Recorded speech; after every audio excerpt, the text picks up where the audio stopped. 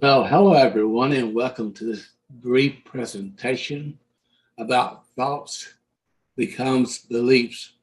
Thoughts becomes beliefs. There are many books about this concept, and I'm no different than others have talked about it. As a man thinks, so is he. That's ancient literature says that. So let's get right into it. Let's see what it means. Thoughts that are combined with a strong emotional, like fear, wire profoundly in us, and that becomes our beliefs. That becomes our beliefs. It's a wiring of these thoughts that have strong emotions attached to it.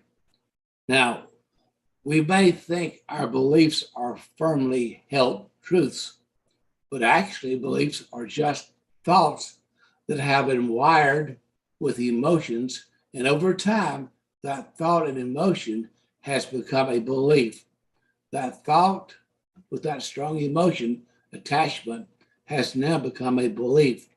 Now, our beliefs are not as solid as truth as we like to think they are. Now, we believe what we believe to be true, or we wouldn't believe it. However, that's not necessarily written in stone.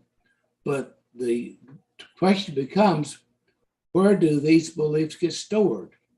Where do these beliefs get stored? Now, I've studied energy medicine, energy psychology, the quantum ideas, and true spirituality for many years now. And I've learned through the information from the Oriental folks that these emotions are lodged in the organs of the body. You can do your own research. They get stored in the body, which is in the subconscious mind. Now, that's a whole different subject, and I will have some different teachings on the subconscious mind if you follow me at all, because that's a very important subject. A belief is just a thought with an emotion that has fired and wired, fired and wired so many times that the body has accepted it as the truth about it. So it's fired and wired many times over and over, and that then becomes a belief that we believe in is true. When those thoughts are combined with the emotions of fear, then those neural pathways get embedded into our bodies deeply because the body is programmed to protect us, and fear triggers this response. Let me say that again. Fear triggers this response. Fear is a sabotaging belief greater than many people believe. So, when we have a thought that is coupled with fear, then the body goes into panic mode, trying to figure out how to protect us from it. See, it tries to protect us from this fear that we're so programmed. Even today, is so prevalent in our society and wherever you live and wherever you're listening from now.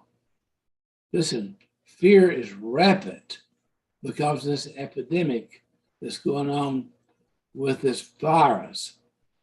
And so fear not, for the Lord's with you and he will protect you. And an example of this with fundamental religions around things like hell. Now, when you couple hell, this fear of hell, then it brings a tremendous coupling and firing of this belief system. Well, you're going to maybe, well, they say turn or burn. When the thought, when we die, we may get judged and go to hell, then the thought is wired with fear and the body perceives the threat and then decides to do something about it. Or if the body's going to try to do something about it because of this fear. If you fire and wire this thought over years, then it gets embedded into the body and becomes a truth that will defend voraciously. In other words, we are going to defend ourselves because of this coupling of fear and the thought of going to hell. Now, a lot of information about hell, so I'm not going to go into that, but you need to research it to find out what hell is really all about. It's not what perhaps your religion has taught you. May I just say that in passing here? This is why people can have a very visceral reaction to the idea that hell is a real place if someone told them that. It's triggered something in their bodies and they have a fight or flight response. It becomes the concept from the beginning was wired around fear. And so the body operates in fear around that concept, even if someone tells them it isn't real. See, some of you even hear me speak now believes in the concept of hell because that's what your religion taught you. Perhaps you need to look into that a little bit closer. Our beliefs are not ironclad as we would like to think.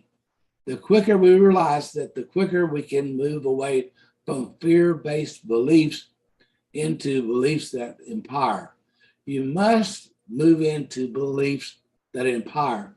And that's what I do, especially now in 22 with my program that you can become a member of it and get a video a day. That's right, a video a day of encouragement. You get an evaluation with me, a Zoom private evaluation, and we do a monthly Zoom with everyone that's a member of that membership. And it can be found at www.teachtruth.net. That's right, teachtruth.net. And I have a great program that's on special for $10 a month. That's right.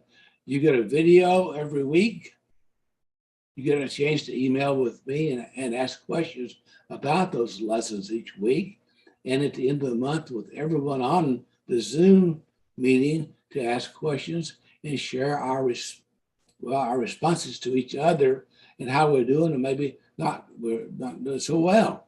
And that's the good thing about doing the meeting with everyone, because we can learn from each other as we go along. This is important. It's simple, it's to the point.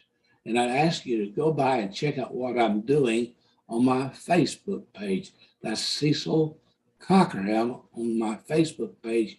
And I have every day I put on that Facebook a encouragement quote from someone every day. So every day you get an encouraging quote that I have put on that page for your enjoyment.